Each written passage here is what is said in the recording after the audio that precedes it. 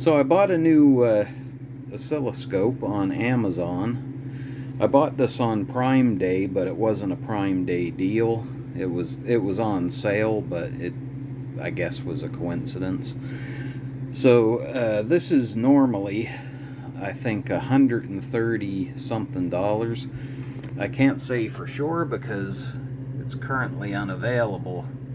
So I don't remember what the regular price was, but I know it was over $100, and it was on sale for $55 with a $12 coupon, so it was about $43, which is about what I paid for this one. I like this one better in some ways, but this one has a better bandwidth. I'm not a oscilloscope guy or anything.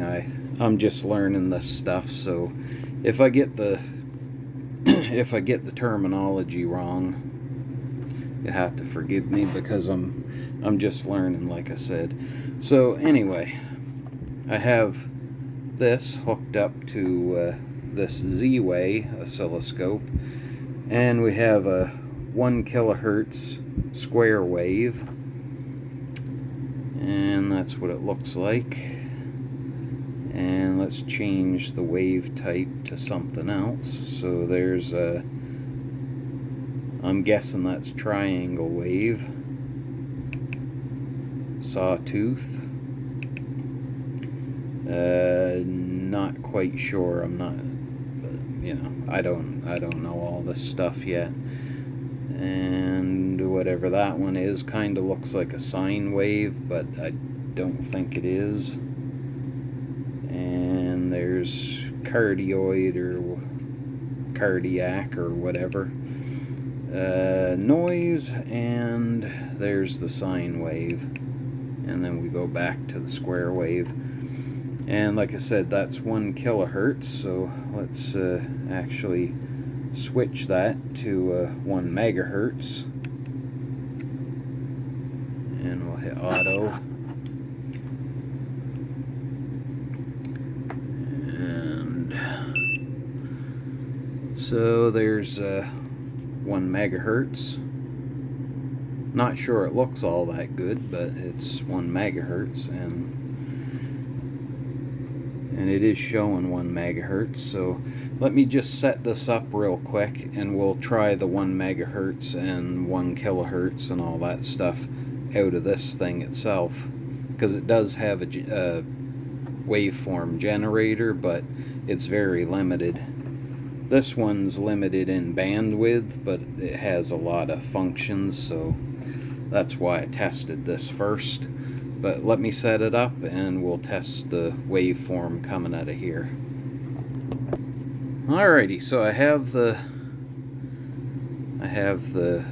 probe hooked up to this oscilloscope, and there's a 1 megahertz square wave, and you can only do square wave on this. At least I think you can. That's all I've been able to find. So let's go to Gen Out, and like I said, there's 1 megahertz. It'll also do 100 kilohertz, 10 kilohertz, and 1 kilohertz. So let's try all of those.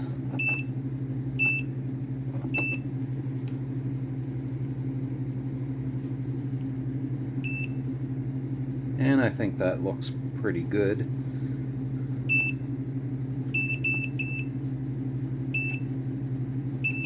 So there's 10 kilohertz.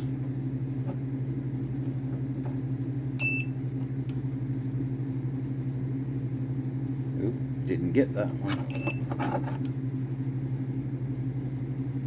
There it is.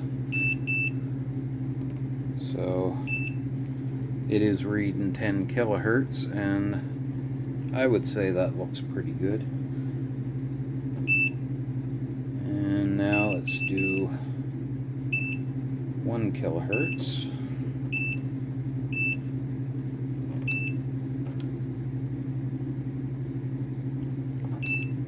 Not sure why you have to hit it twice to get it to show up, but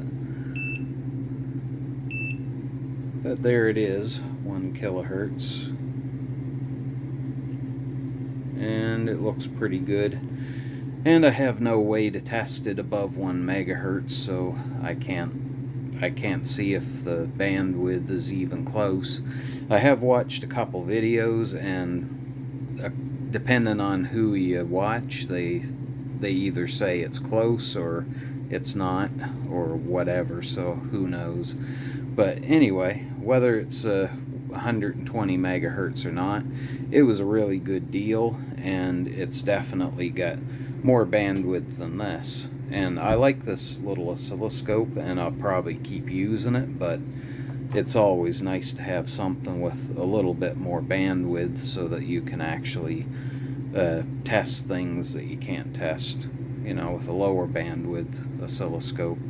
It's too bad this isn't dual channel, but I knew that when I bought it, so not a big deal.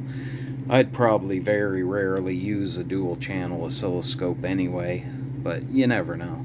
So anyway, I think that's about it, and that's all I wanted to show, is that I got a new toy off of Amazon, and I think a lot of people would consider this a toy if they're really advanced in electronics, but it's good enough for what I do.